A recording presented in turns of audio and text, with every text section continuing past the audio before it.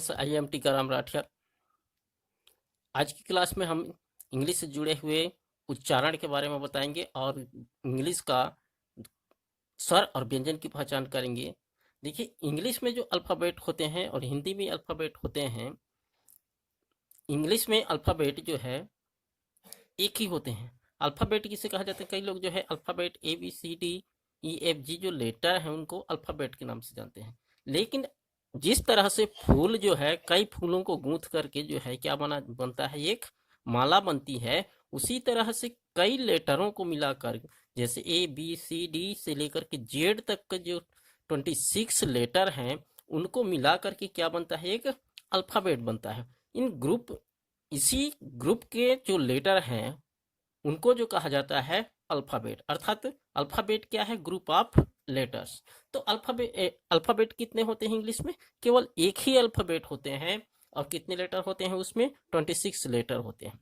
26 letters में सभी को पता है EABCDEFGHIJKLMNOPQRSTUVWXYZ।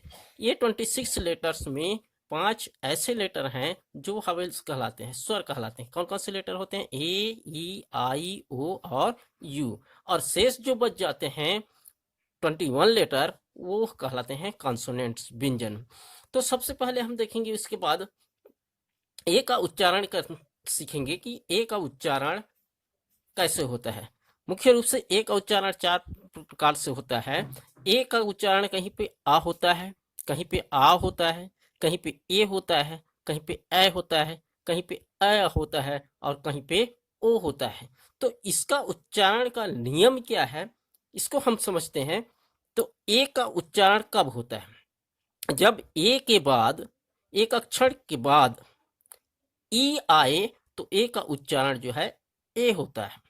जैसे GAME, ये देखिए ए है, ए के एक लेटर के बाद क्या आया? ई आया। तो ये इसका उच्चारण क्या हो जाएगा? ए। जी का ग और ए का ए और एम का म, गेम।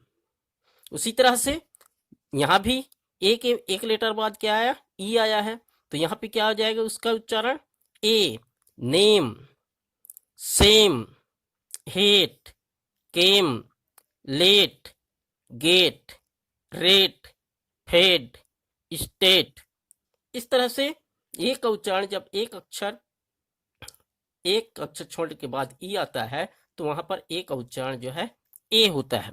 दूसरा नियम देखते हैं। ए का उच्चारण जब एक लेटर छोड़े हैं उसके स्थान पर, यदि छोड़े गए लेटर के स्थान पर आर हो, क्या हो? आर हो, तो वहां पर ए का उच्चारण जो है अ होता है। क्या होगा? अ होगा। जैसे RARE, यहाँ पर ये जो लेटर छोड़े हैं बीच में, वो क्या आया? आर आया। तो उसका उच्चारण क्या हो जाएगा?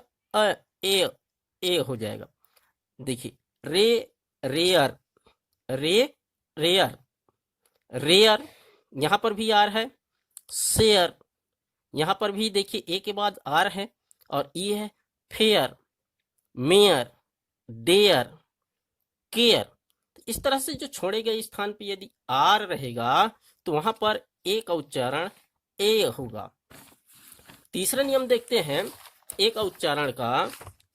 तीसरा नियम, जब ए का उच्चारण, जब दो व्यंजन के बीच में ए आता है, जब दो व्यंजन के बीच में ए आता है और दूसरे व्यंजन के बाद ई नहीं हो, तो यदि ई नहीं होगा तो ए का उच्चारण ए होगा। जैसे BAD, दोनों जो क्या है? कॉन्सोनेंट है, व्यंजन है। दोनों के बीच में क्या आया? ए आया और लास्ट में ई नहीं है, तो इसका उच्चारण, ए का उच्चारण ए होगा। Bad, BAD, bad. FAT, fat. Had, bat, chat, mat, cat. इस तरह से जब बीच में यदि आता है दो व्यंजन के बीच में, तो वहां पर ए का उच्चारण ए होगा। चौथा देखते हैं। चौथा, ए का उच्चारण आब होता है। जब किसी शब्द के अंत में AN, AR, AL, ANT, ANCE हो तो वहां ए का आवाज जो है, ए का उच्चारण आ होता है।